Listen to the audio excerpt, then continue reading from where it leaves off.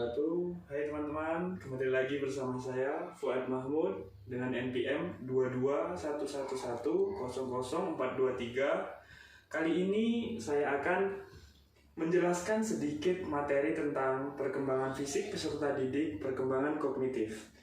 Yang kepengertian kognitif disebut juga dengan kognisi. Kepengertian kognitif sering juga disebut dengan kognisi. Dengan orang lain juga bisa sering menyebutnya dengan kognitif itu sebagai berpikir ataupun mengamati.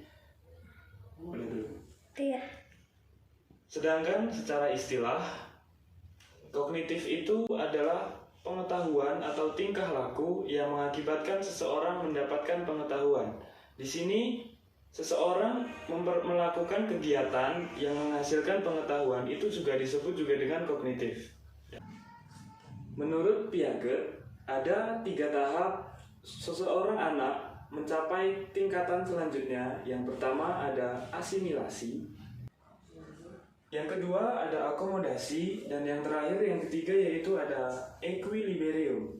Asimilasi itu pengertiannya yaitu proses stimulus yang ada di lingkungan dan diintegrasi yang pada skema yang ada. Sedangkan yang kedua akomodasi yaitu proses yang dihadapi ketika berhadapan dengan stimulus yang baru. Yang ketiga adalah equilibrium, yaitu tentang menghasilkan perkembangan ataupun struktur kognitif. Berikutnya ada tahap perkembangan kognitif. Menurut Piaget ada 4 tahapan secara kuantitatif.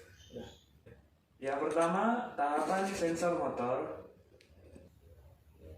Tahapan ini terjadi pada usia 0-2 tahun. Pada tahapan ini terjadi pada masa bayi, yang masa bayi itu adalah bayi yang sudah mulai aktif penginderaannya dan aktivitas motorik yang berada di sekitarnya.